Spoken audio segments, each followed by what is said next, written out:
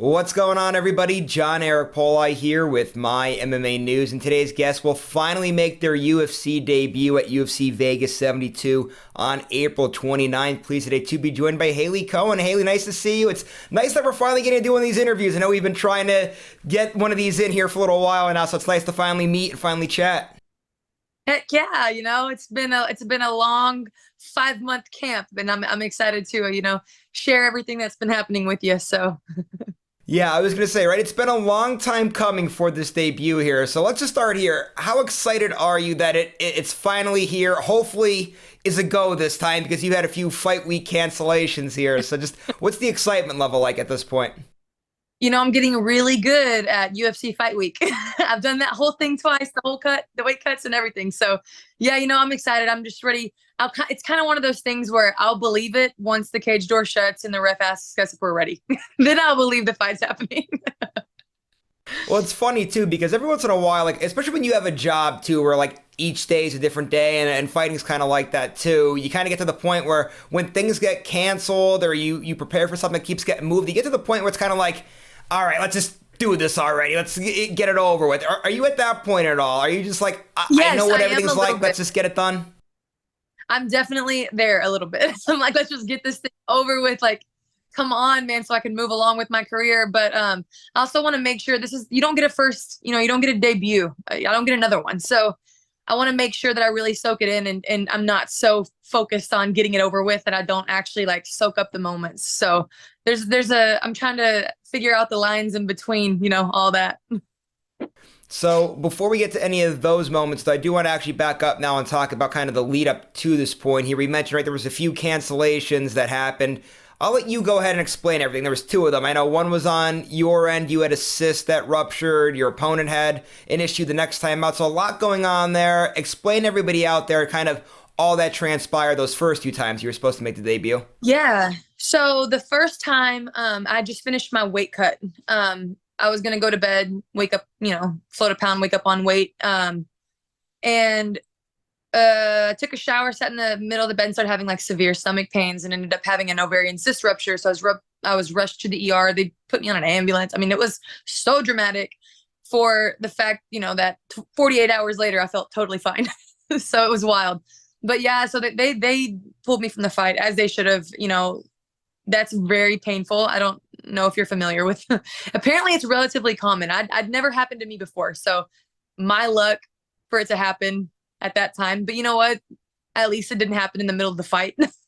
so, so yeah, I'm trying to look on the bright side there. And then the next time, my opponent had a medical issue, so I was actually about to start my final cut. I had about 4 pounds to go. Everything was going good. And my coach was like, "Hey, the fight's not happening." And I was like, "You're joking. There's no way." He was like, "I'm not joking.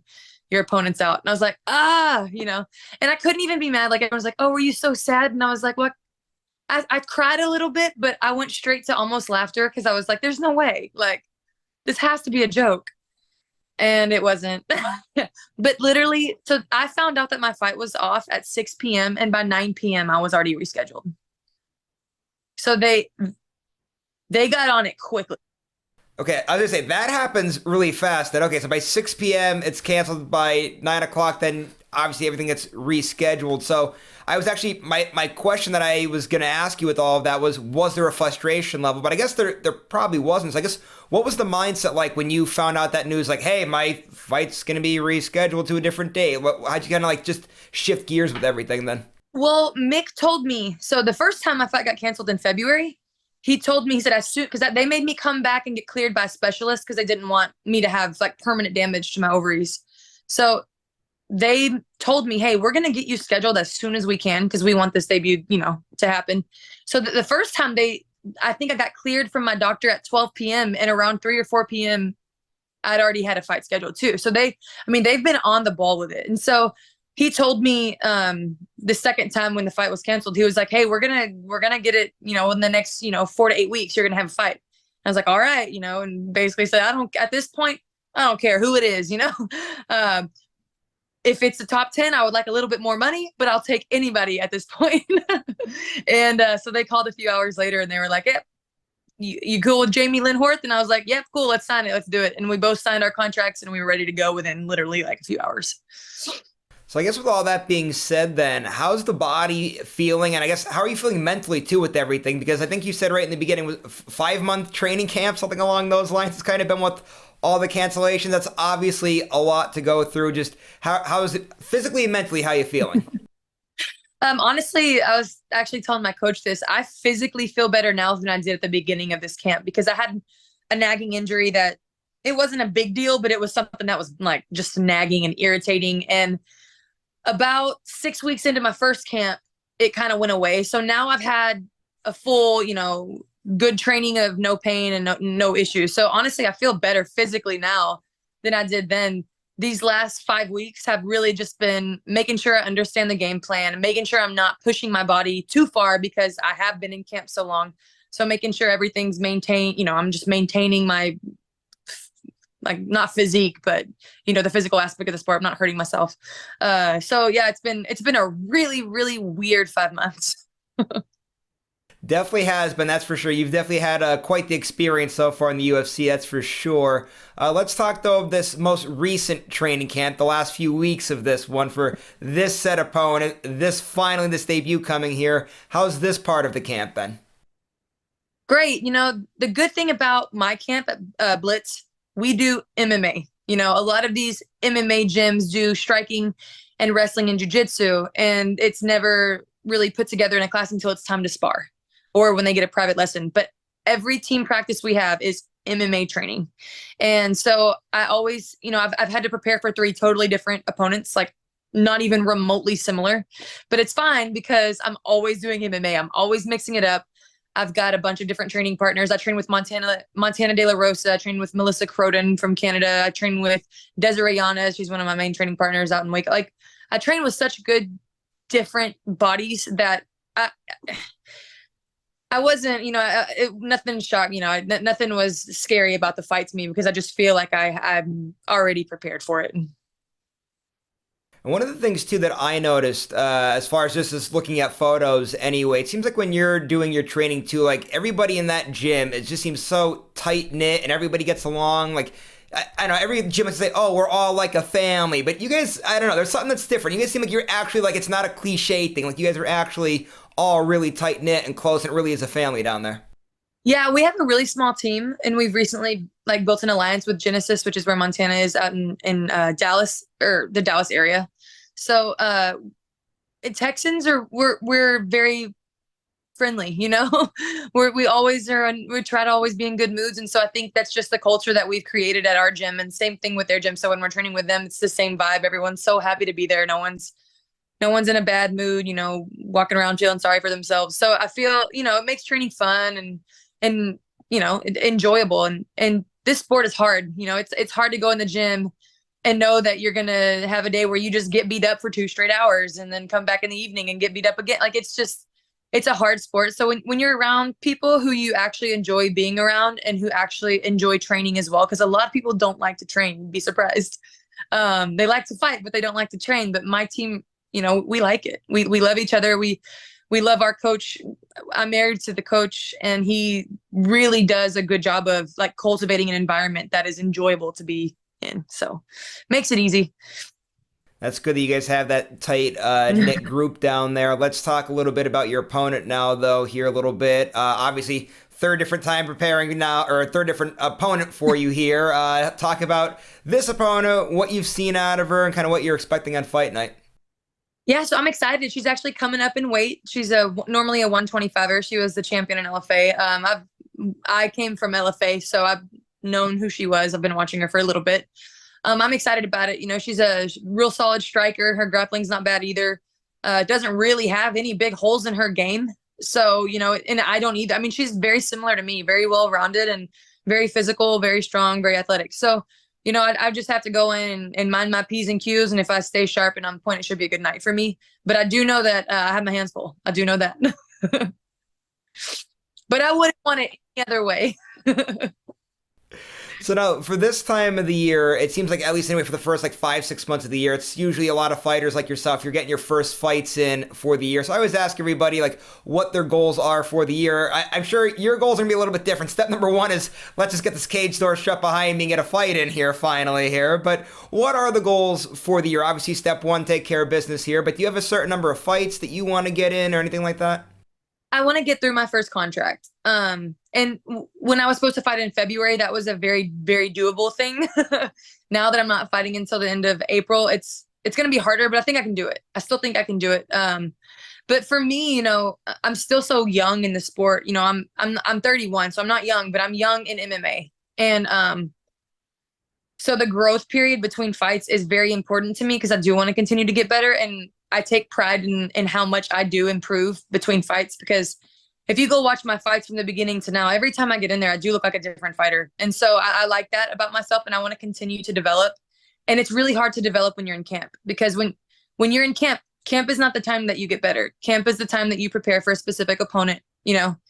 People get that mixed up. A lot of fighters decide, between fights, I'm not going to train that much. Well, that's stupid, because that's when everyone else is getting better. That's off season, And so that's important to me. For this first contract, with the Contenders, you're not getting paid a whole lot. And so I imagine they're going to match me up with people who also are, new into the UFC. But after I win, if I win 3, I'm going to be in, top 15 in this division, because the division there's not very many of us.